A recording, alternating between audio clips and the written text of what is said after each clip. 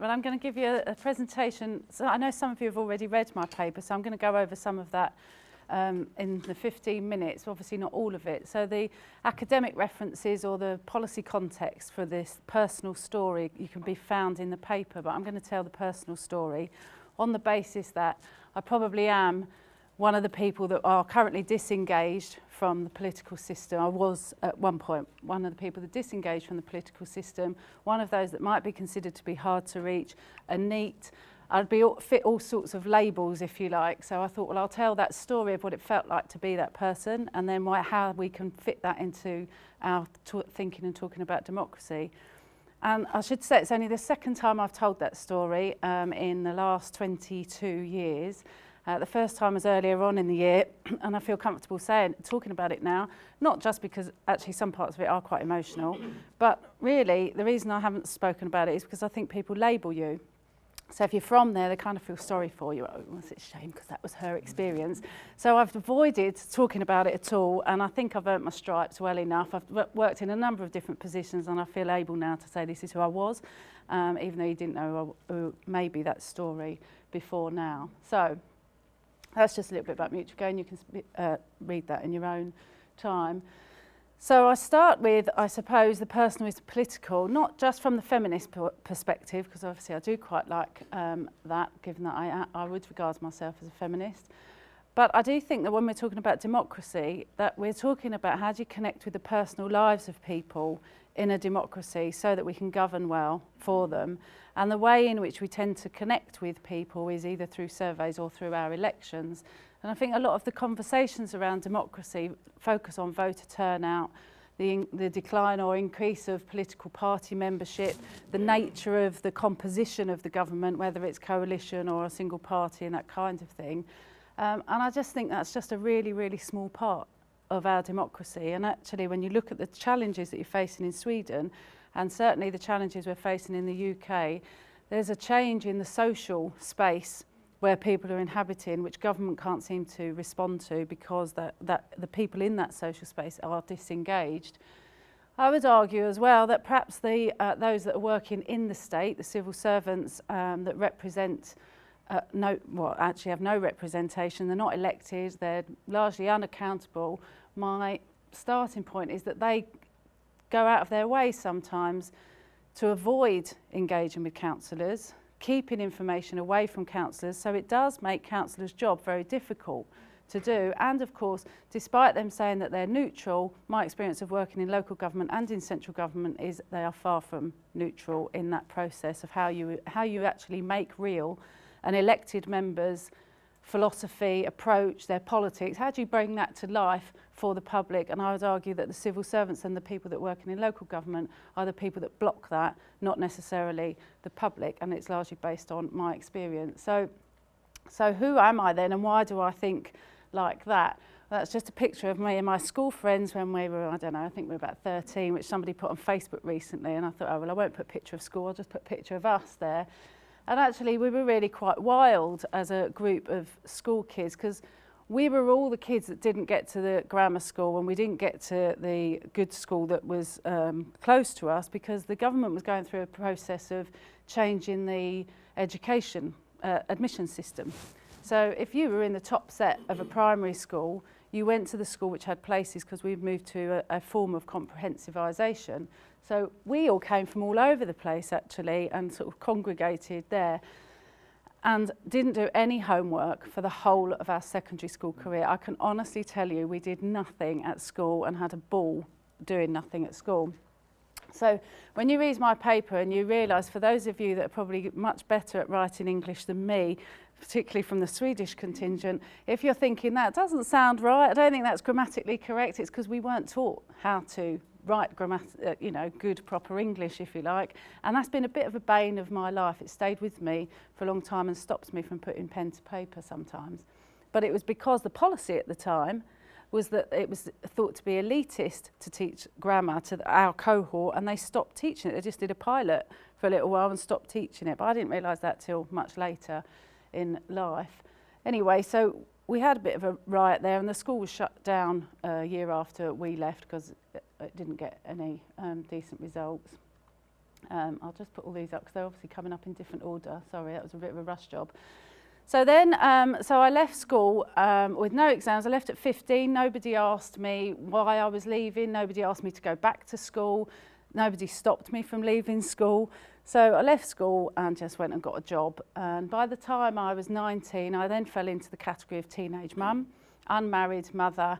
And it was a time at which the government had a policy, it's Mrs Thatcher's government, of housing policy, which enabled council tenants to buy their own houses. So there was fewer council properties, and therefore if you were in the situation that I was in, you couldn't actually get any social housing.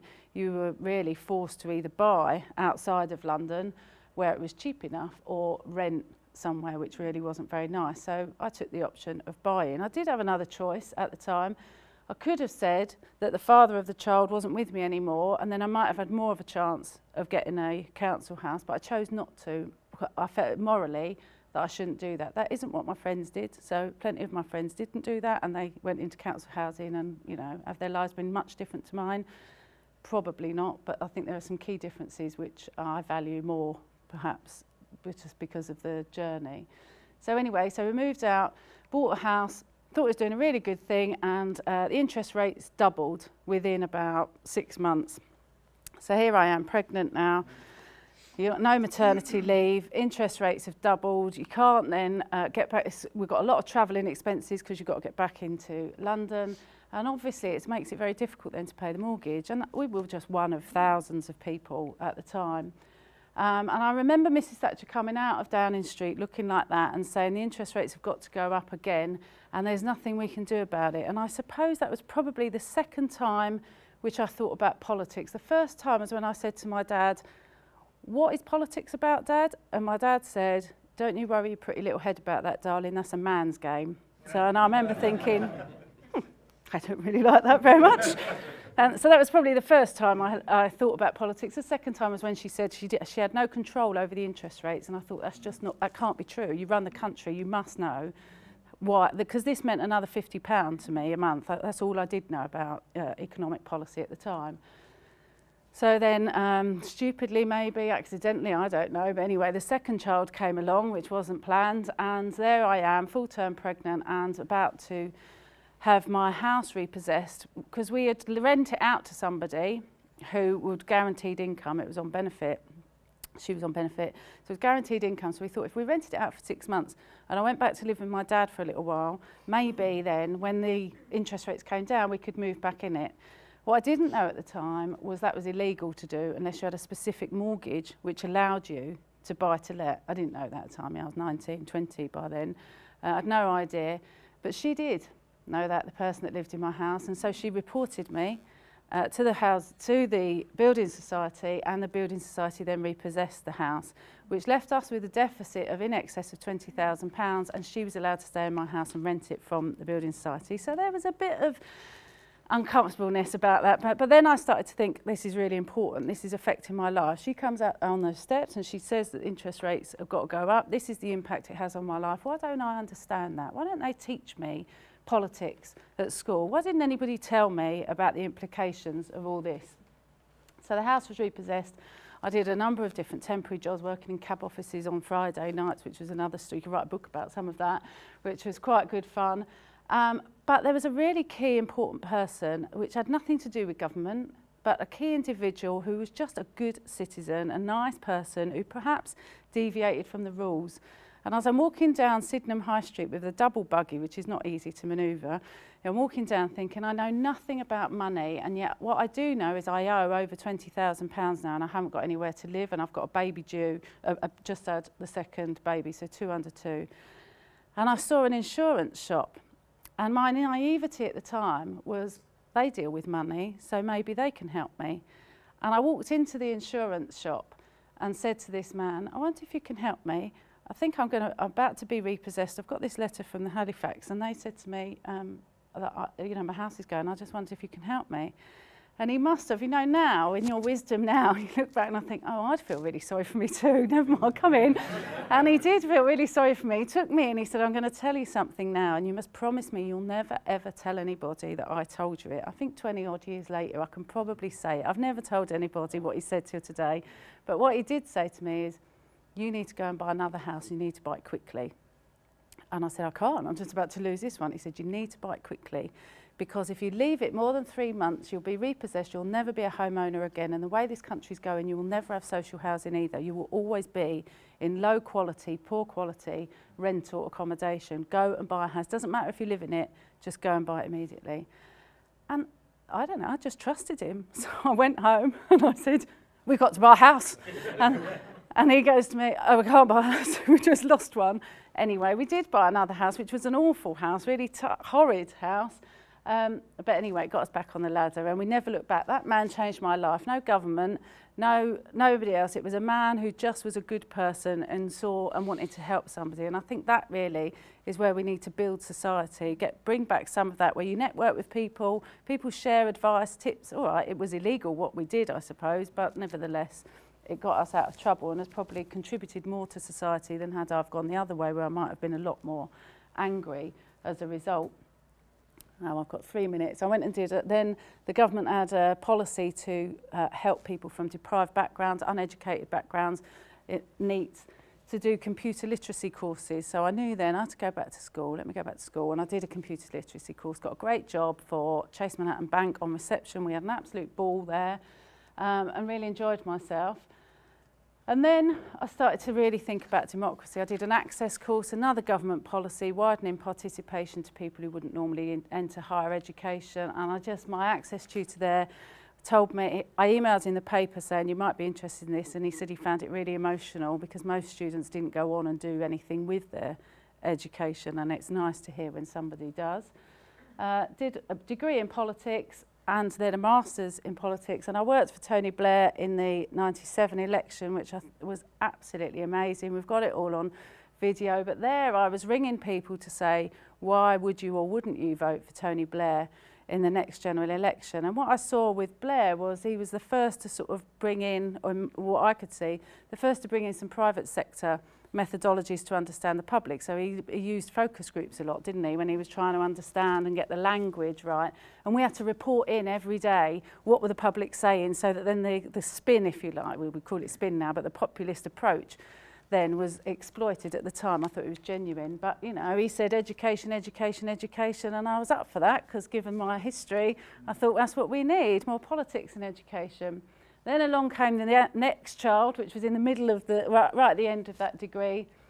And that's when my academic career started. I did the first systematic review of citizenship in the first one, actually, of active citizenship. And it's that where I think we need to focus when we're thinking about our democracy. I'm aware of the time. Having worked in these organisations, they taught me a lot about what we really mean about democracy, a lot about how we consult, how we engage people like me, and they miss the point time and time again.